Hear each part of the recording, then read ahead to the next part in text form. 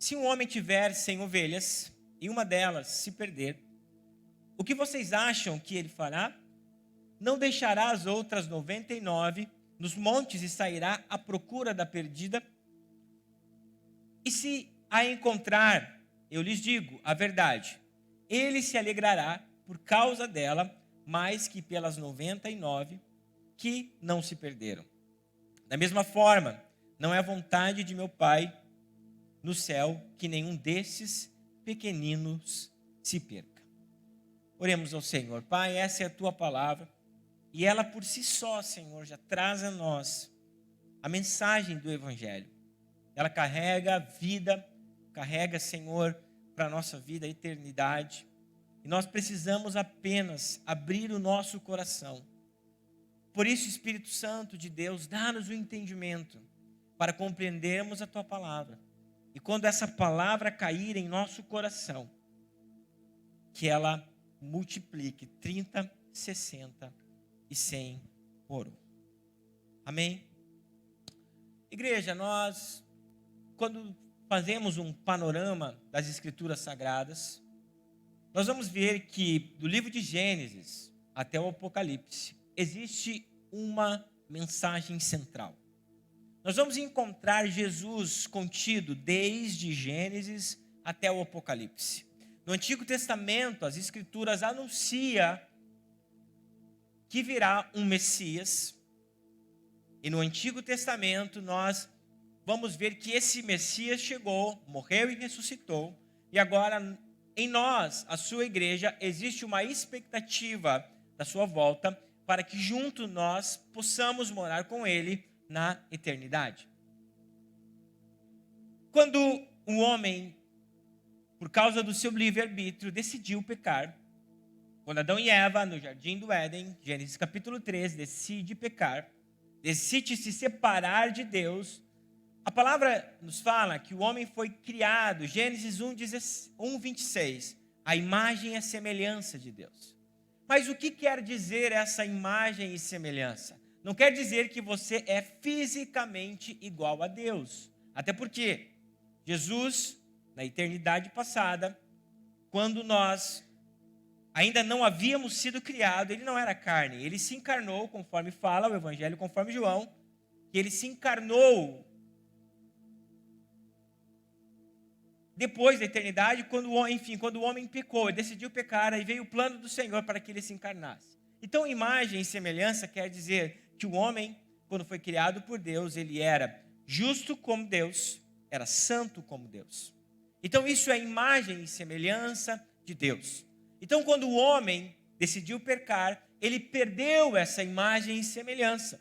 Por isso, ele se afastou da sua comunhão com Deus. E conforme Gênesis capítulo 3, versículo 15, Moisés escreveu dizendo que a partir daquele momento, o propósito de Deus para a salvação da humanidade se estabeleceu, aonde diz que o homem nascido de mulher, a saber, Jesus, pisaria em cima da cabeça da serpente, ela seria derrotada e a morte eterna não teria mais poder na vida do homem a partir do momento que ele entregasse a vida para Jesus. Então esse plano de salvação começou a ser executado com a encarnação de Cristo na terra. Quando o Filho decidiu deixar toda a sua glória, esvaziou-se de si, viveu na terra, esteve entre nós, nasceu em uma manjedoura, morreu em uma cruz, mas ao terceiro dia ressuscitou. E conforme João, capítulo 3, versículo 16, nos diz que o Senhor enviou o seu Filho amado para morrer para a humanidade. Todo aquele que nele crer não vai perecer, mas vai ter a vida eterna. Então, essa é a síntese da salvação. O homem foi separado de Deus por causa do pecado, mas o próprio Deus decidiu reconciliar o homem a partir de Cristo consigo mesmo. E sabe o que deve nos chamar a atenção? Que essa parábola do filho pródigo que nós da ovelha perdida que nós acabamos de ler, nos mostra apenas uma coisa. que Deus, ele persegue o homem até que ele seja salvo. Um Deus que decidiu deixar a sua glória, vir até a terra para salvar a humanidade, para reconciliar a humanidade por intermédio de Cristo consigo mesmo. E quando nós olhamos para as demais religiões que não são cristãs, nós vamos perceber que os homens, ao invés de serem achados pelo seu Deus, eles precisam buscar o seu Deus. Em todas as religiões, exceto o cristianismo, o homem precisa ir até Deus. Mas nós vamos ver, conforme a palavra do Senhor, que Deus ama tanto a humanidade, que deu o seu próprio Filho para salvar aqueles que estão perdidos. Ou seja, Deus deixou a sua glória para resgatar toda a humanidade que estava perdida. E a parábola da ovelha perdida mostra duas coisas muito interessantes. A primeira é que o pastor, Jesus, ele busca aqueles que se perderam, que um dia estavam dentro do seu aprisco, e por causa das situações, dos pecados, se afastam do aprisco, se afastam do rebanho, e possivelmente estão à beira de um precipício, à beira da morte. Então são aqueles que estão dentro do aprisco, e de uma forma visível, saem do aprisco, estão vivendo uma vida perigosamente. Mas existe um outro tipo de ovelha. Aqueles que não saem do aprisco, mas vivem uma vida completamente perdida, porque estão afogadas na multidão dos seus pecados. A parábola contida no Evangelho conforme Mateus, da ovelha perdida, vai nos mostrar exatamente sobre isso. Portanto, através dessa palavra, nós precisamos compreender a importância que o Senhor Jesus dá para aqueles que se perderam do aprisco, também para aqueles que estão dentro do aprisco, mas infelizmente estão vivendo uma vida perdida, porque está totalmente envolvida na multidão dos seus pecados. E nessa noite, através dessa parábola, o Senhor quer ministrar algo ao nosso coração. Portanto, eu peço que cada um de nós, nessa noite, abra o coração para aquilo que o Espírito Santo de Deus tem para falar a nós. Por isso, nós vamos voltar a alguns versículos do Evangelho conforme Mateus, capítulo 18, e vamos ler todo esse recorte para que nós venhamos entender por que Jesus usou essa parábola no Evangelho conforme Mateus também, da mesma forma que ele usa no Evangelho conforme Lucas. O versículo 1 diz o seguinte: nessa ocasião, os discípulos viram a Jesus e perguntaram: afinal, quem é o maior no reino dos céus? Então Jesus chamou uma criança pequena e a colocou no meio deles, e em seguida disse: eu lhes digo a verdade, a menos que vocês se convertam e se tornem como criança, jamais entrarão no reino dos céus. Quem se torna humilde como essa criança é o maior no reino dos céus. E quem recebe uma criança como esta em meu nome, recebe a mim. A advertência é a mim. Mas se alguém fizer cair em pecado um desses pequeninos, que em mim confiam, teria sido melhor ter amarrado uma grande pedra de moinho ao pescoço e se afogado nas profundezas do mar.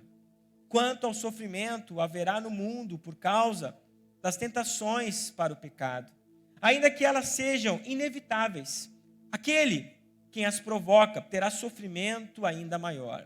Portanto, se a sua mão ou o seu pé o faz pecar, corte-o e jogue-o fora. É melhor entrar na vida eterna com apenas uma das mãos ou apenas um dos pés, do que ser lançado no fogo eterno com as duas mãos e os dois pés. Se o olho o faz pecar, arranque-o e jogue fora. É melhor entrar na vida eterna com apenas um dos olhos, que ser lançado no inferno de fogo com os dois olhos. Tomem cuidado para não desprezar nenhum desses pequeninos, pois eu lhes digo que no céu os anjos deles estão sempre na presença do Pai Celestial.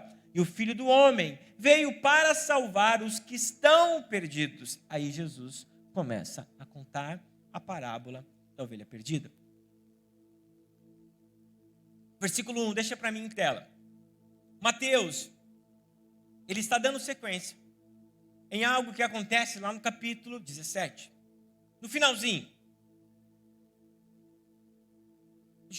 o apóstolo Pedro, ele é confrontado pelos cobradores de impostos, perguntando se Jesus não iria pagar os seus impostos. Então Jesus, ele diz para Pedro que de fato faria isso, manda Pedro pescar, e da boca do peixe, Pedro tira o valor do imposto e paga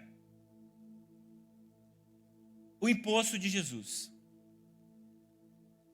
Por isso que o escritor começa dizendo, nesta ocasião, os discípulos vieram a Jesus e perguntaram. Possivelmente, os discípulos de Jesus estavam na casa de Pedro, em Cafarnaum. Possivelmente, eles estavam sentados. Alguns historiadores falam, comentaristas, que podia ser até mesmo um filho do apóstolo Pedro, que estava passando na casa, alguém, uma criança conhecida. Então Jesus toma essa criança e começa a fazer uma analogia para que os discípulos compreendam aquilo que Jesus quer dizer mediante a pergunta que eles fizeram. E qual foi a pergunta que os discípulos fizeram que confrontou tanto Jesus? Veja que os discípulos que nós estamos falando eram os 12 apóstolos.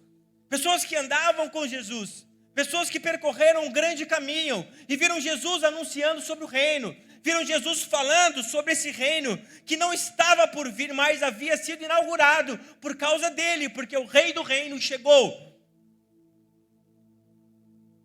Então Jesus, ele começa a predizer a sua morte.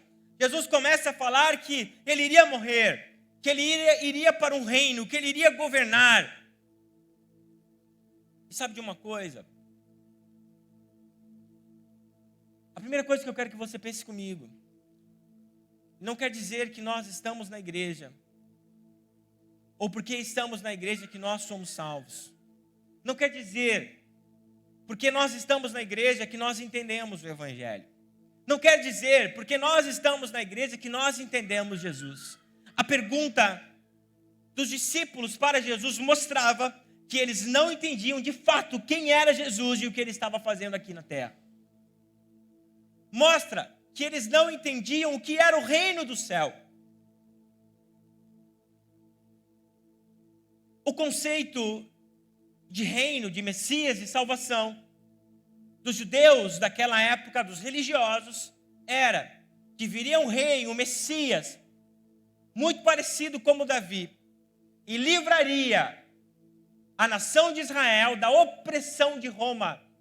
Israel, quando Jesus esteve aqui na terra, era dominada pelo povo romano. Era como se fosse uma colônia do Império Romano. Havia governantes romanos, haviam soldados romanos. Então, qual era a expectativa do Messias? Para os cidadãos de Israel, para os judeus, naquela ocasião, que viesse o Messias, não queria levar eles para uma morada eterna, mas que viesse o Messias, queria resgatá-los das opressões que eles estavam vivendo por causa dos romanos. Então, por isso que eles perguntam, Jesus, quando você dominar todas essas coisas aqui na terra, deixe que nós nos mostremos maior, deixe com que nós sejamos grandes. E qual de nós será aquele que vai estar ao teu lado, mas não em um reino messiânico e futuro de eternidade, mas em um reino aqui na terra? Quem serão os seus generais? Quem serão os seus capitães aqui na terra? Nós podemos ter uma visão errada do Evangelho. Nós podemos ter uma visão errada de quem é Jesus. Nós só podemos apenas querer comer o pão que Ele nos dá. Nós só queremos poder viver a multiplicação que Ele faz dos pães e dos peixes, mas não querer nada com Jesus. E nesse momento os discípulos pareciam estar pensando dessa forma, porque eles não pensavam em uma salvação, mas eles pensavam em uma salvação terrena. Então Jesus, ele começa a construir algo, toda uma analogia, para mostrar que os discípulos estavam equivocados. Eles estavam disputando entre eles quem era o maior. Aí Jesus, de uma forma sábia, ele pega uma criança e mostra para eles qual deveria ser o comportamento deles. Como eles precisavam se portar e o que Jesus esperava deles. Nós vamos ver que no versículo 6, Jesus ele faz uma afirmação. Acho que é no versículo 5. Vai colocando para mim. Coloca no 5, Lucas. Acho 4. Vamos lá. 3. Jesus diz para eles, Cláudio, que eles não eram convertidos. Fala assim, Jesus disse assim, vocês estão falando isso para mim porque vocês não são convertidos. E a palavra convertido aqui no original quer dizer, de fato, mudar a direção. Vocês estão indo para o caminho contrário. Eu estou ensinando o reino de salvação, o reino eterno, mas vocês estão andando no caminho ao contrário. Então, igreja, é possível nós estarmos dentro da igreja, vivermos, fazer inúmeras coisas, sermos religiosos, mas o Senhor vai olhar para nós e vai dizer, vocês de fato não são convertidos. Vocês vêm na igreja de corpo presente, mas estão andando na direção errada. Estão vivendo o contrário daquilo que eu estou pregando. Aí Jesus começa a ampliar. Então pega a figura da criança. O que a figura da criança quer dizer, pastor? No contexto judaico daquela época, uma criança significava alguém totalmente dependente de um adulto. Criança não tinha voz, não podia falar nada. Criança era totalmente dependente de um adulto. O que isso tem a ver? Tem muito a ver com as bem-aventuranças. Mateus capítulo 5. Jesus ele fala qual é o comportamento daqueles que são bem-aventurados. Então Jesus diz para eles, olha, se vocês querem herdar o reino dos céus, primeiro, vocês precisam ser humildes. E só quem é humilde consegue compreender que a sua vida está vivendo totalmente ao contrário do meu propósito e da minha vontade. Ser criança significa ser humilde. Mateus capítulo 5, versículo 3 até o 5 diz o seguinte: felizes os pobres de espírito, pois o reino dos céus lhes pertence. Felizes os que choram, pois serão consolados. Felizes os humildes, pois herdarão a terra. Não a terra dessa terra, mas a terra eterna. Quem está comigo? Quando nós entendemos isso, nós precisamos olhar para nós e qual tem sido a nossa maneira de pensar. A palavra conversão, muito pregada por Jesus, ligado ao arrependei-vos, é a palavra metanoia, mudança de mente. Nós precisamos permitir que Jesus mude a nossa maneira de pensar, mude a nossa maneira de ser, para que nós venhamos herdar a eternidade, para que nós venhamos herdar o reino dos céus. E Jesus no versículo 5 agora diz, olha, quem entende a humildade, quem entende que é um servo, mas que não é aquele que precisa ser o maior, quando chega na casa de alguém como mensageiro da paz, ele recebe, as pessoas que recebem é como se estivessem me recebendo. Sabe o que Jesus está falando para nós? Que o nosso testemunho, quem nós somos para esse mundo, precisa falar muito alto, igreja. Nós não podemos ser crentes soberbos, nós não podemos ser homens e mulheres que nos achamos mais do que os outros. Pelo contrário, nós estamos buscando a unidade. E para nós vivermos a unidade, nós precisamos ser humildes. Nós precisamos nos submeter uns aos outros para que a vontade do Senhor se estabeleça na nossa vida. Então, antes de Jesus chegar na parábola de Mateus, da ovelha perdida, existe todo esse contexto. No Evangelho conforme Lucas, agora no capítulo 15, Jesus ele fala também sobre a ovelha perdida. Mas o contexto dessa trilogia, que é a dracma perdida, a ovelha perdida e o filho pródigo, Jesus está confrontando os fariseus e os mestres da lei. Agora Jesus confronta os próprios discípulos, aqueles que estão dentro da sua casa. Se nós queremos ouvir a voz do Senhor, se nós queremos viver para Ele, nós precisamos buscar uma vida de humildade. Se nós queremos ser servos uns dos outros, nós precisamos buscar uma vida de humildade. Quantos estão me entendendo? O versículo 6 até o 11 nos diz o seguinte: mas se alguém fizer cair em pecado um desses pequeninos que em mim confiam, teria sido melhor ter amarrado uma grande pedra de moinho ao pescoço e se afogado nas profundezas do mar.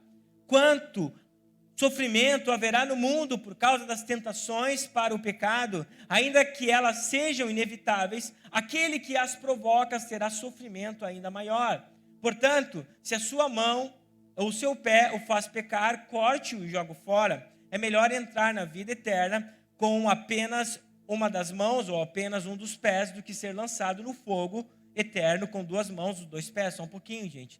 Jesus está usando uma linguagem de hipérbole, ele está supervalorizando algo.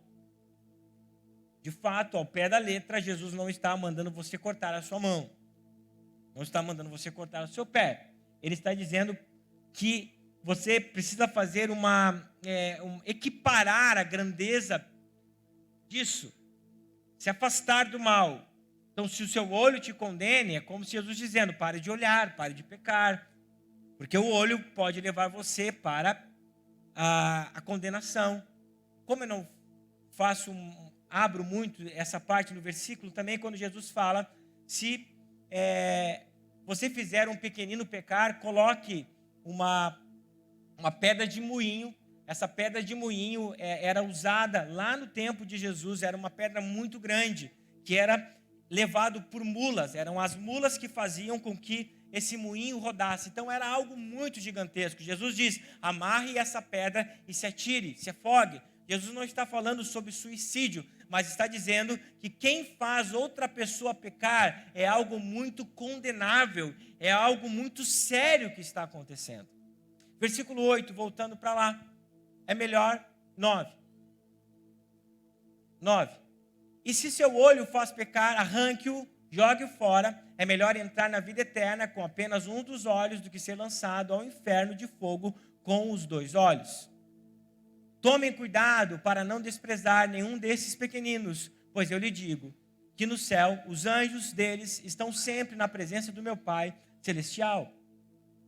Sem hesitar, Jesus está falando sobre a missão da igreja aqui na terra.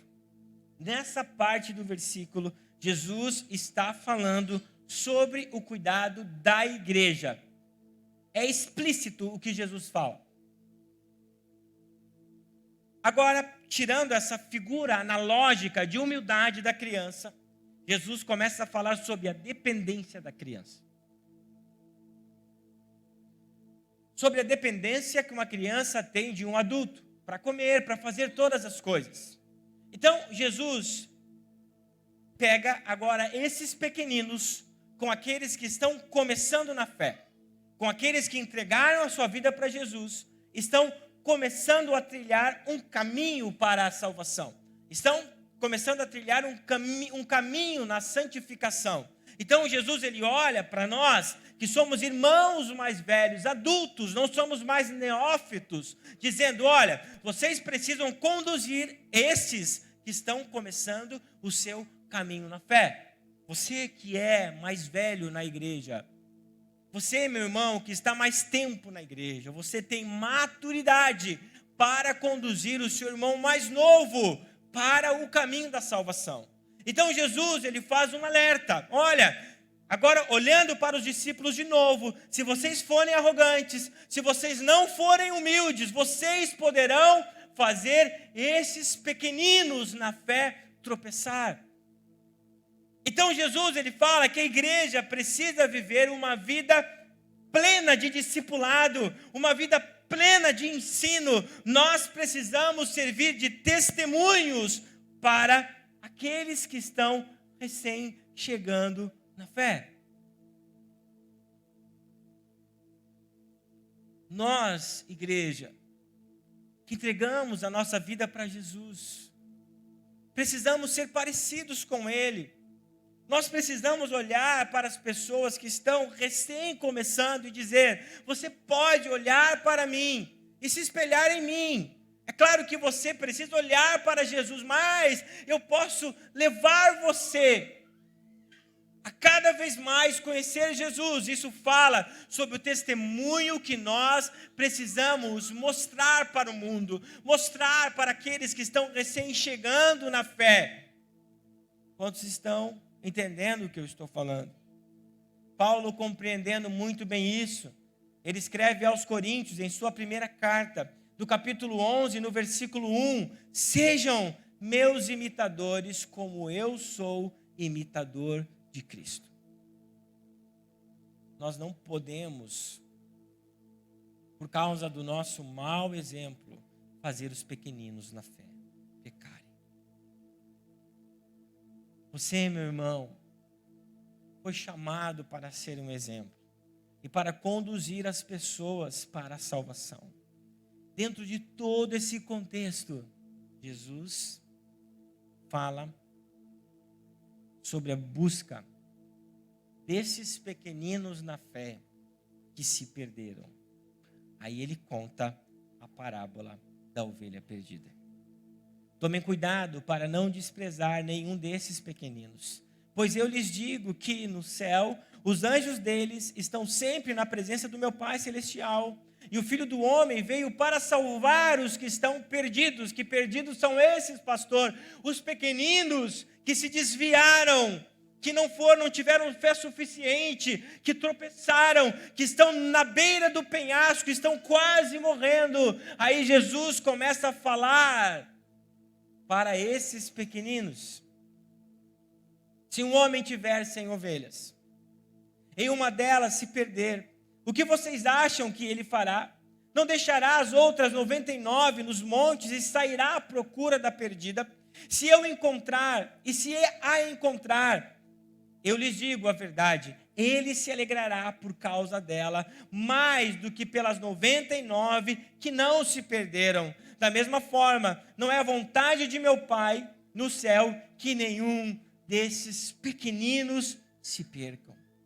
Pequeninos são aqueles que não têm maturidade, que quem sabe por algum erro, por não estar liberto em alguma área da sua vida, vai pecar e vai cair por acidente, por falta de maturidade, e por causa disso se afasta do aprisco e vai para longe.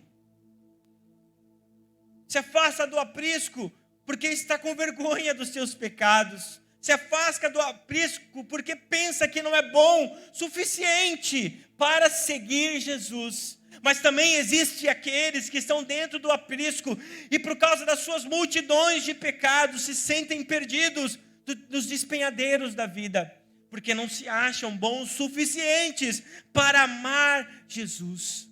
Mas sabe, igreja, a partir de hoje nós precisamos compreender que o homem de fato pode cair, mas a palavra de Deus nos fala que o levantar é de Deus.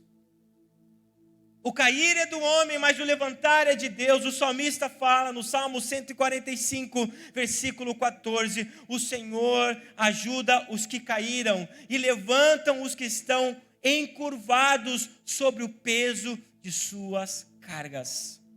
Diante disso, Jesus conta a parábola das ovelhas, da ovelha perdida, aquela ovelha que se perdeu, porque ela era uma pequenina na fé. Porque ela não tinha controle de algumas coisas na sua vida.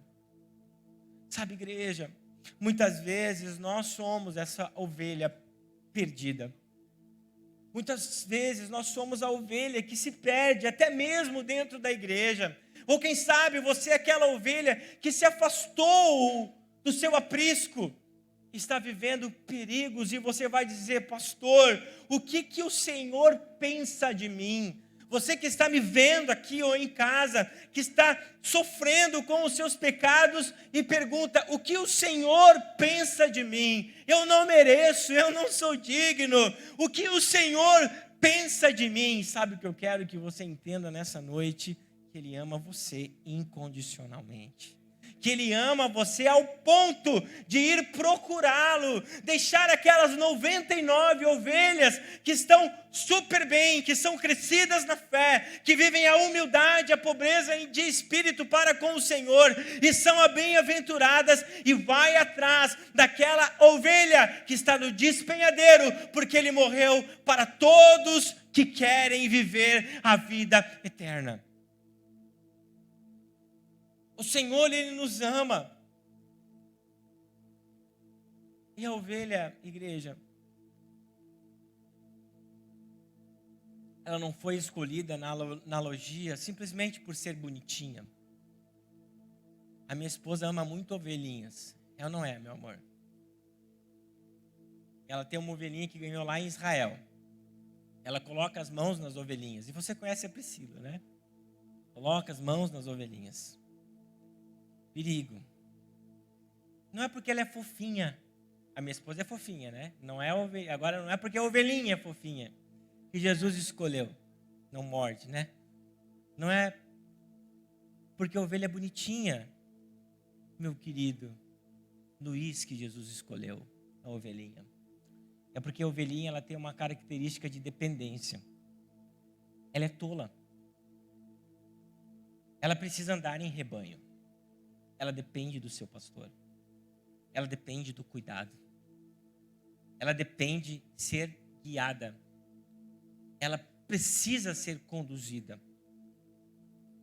Ela é tola muitas vezes. Ela é seduzida pelo pecado. O lobo pode seduzi-la. É por isso que Jesus usou a ovelha na sua analogia.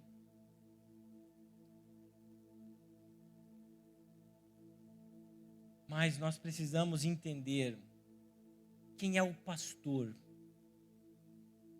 nessa analogia, nessa parábola. O pastor é Jesus. Existe um comentarista bíblico que é William Barclay. Ele faz alguns comentários em cima da parábola da ovelha perdida no Evangelho conforme Mateus. Ele pega a essência do amor de Deus e transmite em 5 pontos. Por que o Senhor vai atrás da ovelha que se perdeu? A ovelha que saiu do aprisco, mas aquela ovelha que está dentro do aprisco, mas mesmo assim está perdida. Sabe por quê? Que Jesus ele vai atrás da ovelha perdida? Primeiro, porque o Senhor tem um amor individual para cada um de nós. O Senhor ama ver o seu rebanho reunido. O Senhor ama ver os salvos, mas o Senhor também tem um amor para aqueles que estão dentro do aprisco ou fora do aprisco que se perderam. O amor por essas ovelhas continua da mesma forma. O Senhor tem um amor individual para cada ovelha. O Senhor, Ele te ama de uma forma individual. Quantos estão me entendendo? O segundo ponto que Barclay fala em seu comentário, que o amor do Senhor é paciente. Gente, quantas tolices nós cometemos, quantos erros, quantas vezes nós tropeçamos em nossos pecados, mas mesmo assim o Senhor é longânimo, o Senhor é paciente, o Senhor continua amando. Você sai do aprisco, o Senhor vai lá, busca você no colo e coloca de novo, você corre, Ele coloca de novo, até o momento que você vai se firmar no aprisco. O terceiro ponto, que o amor de Deus é um amor que busca. O Senhor jamais se esquece das suas ovelhas. O Senhor jamais se esquece das suas ovelhas. Sabe, o Senhor, Ele conhece você pelo seu nome. O Senhor sabe quem é o Marcos, sabe quem é o Luiz, sabe quem é o Márcio. O Senhor te conhece pelo seu nome. Ele é um amor que busca. E o quarto ponto é que o amor de Deus é um amor que se alegra. Ele se alegra ao encontrar a ovelha que se perdeu. É alegria que acontece. Existe festa nos céus quando aquela ovelha que se perdeu é novamente trazida para o aprisco. E o quinto e último ponto é que o amor do Senhor para com as suas ovelhas é um amor protetor. Salmo 23. A tua vara e o teu cajado me consolam. Mesmo que eu ande pelo vale da sombra da morte, sempre haverá a proteção de Deus para a nossa vida. O ministério pode subir.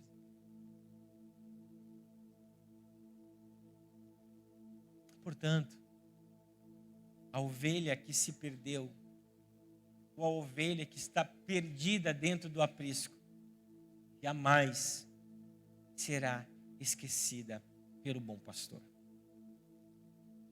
Jamais será esquecida por Jesus. Não pense que o Senhor esqueceu de você por causa dos seus pecados. Não pense que Jesus virou as costas para você por causa dos seus pecados. Pelo contrário, Ele morreu pelos seus pecados. Ele morreu para atrair você para si. Então, se você é essa ovelha que está perdida nos despenhadeiros da vida, nos precipícios da vida, o Senhor diz que te ama. O Senhor disse que é paciente, o Senhor disse que é bondoso, o Senhor disse que se alegra, não importa o quanto você pecou, quando Ele encontrar você, Ele vai se alegrar, vai sarar as suas feridas e vai dar uma nova vida. O apóstolo Paulo diz, se alguém está unido com Cristo, ele é uma nova criatura, as coisas velhas já passaram e eis que tudo se fez novo. A ovelha, ela é restaurada.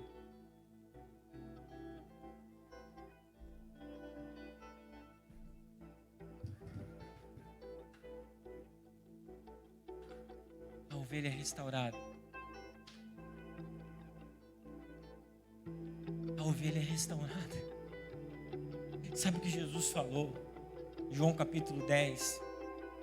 Aquela série de sermões que eu dei há 2 meses atrás, a videira. João, ele usa muito o termo eu sou no Evangelho para mostrar a divindade de Jesus. E quando nós olhamos o termo eu sou, nós precisamos compreender de que forma foi usado no Antigo Testamento. A primeira vez que a palavra eu sou foi usada no Antigo Testamento é quando o Senhor aparece para Moisés na sarça ardente. E Moisés diz, o que eu falarei para o povo? E Deus disse no meio da sarça, eu sou. E a palavra eu sou, no original hebraico, quer dizer, eu serei tudo aquilo que o povo precisar que eu seja. E Jesus aqui diz, eu sou, usando a mesma figura do Antigo Testamento. Jesus falando para Israel, para a nação de Israel aqui, mas tirando todo o contexto apenas de um povo escolhido, mas trazendo para mim e para você, eu sou o bom pastor. E o bom pastor sacrifica a sua vida pelas ovelhas. O bom pastor está conosco nessa noite. Não importa o tamanho do precipício que você está, não importa o quão perto da morte você está, nós temos um Deus que nos busca, que nos ama, que cuida de nós, e nessa noite diz, venham benditos de meu Pai. Se coloque de pé, feche os teus olhos enquanto nós adoramos ao Senhor. E você, enquanto ouve essa canção, pergunte, Senhor, como eu estou? Quem sabe você está no aprisco, ou em uma casualidade você apareceu hoje aqui e ouviu essa palavra. Não foi casualidade, meu irmão. Foi a boa mão de Deus que te conduziu a esse lugar e dizendo: você é ovelha, eu te amo individualmente, eu busco, eu me alegro, eu cuido e eu jamais me esquecerei de você. Eu vou sarar as tuas feridas, calçar os teus pés, dar uma nova capa, colocar o anel no teu dedo, pois o filho que estava morto foi achado e reviveu. O Senhor nos ama, o Senhor nos ama, o Senhor quer nos encontrar, o Senhor quer nos buscar. Ore ao Senhor nessa hora, clame a Ele, clame a Ele.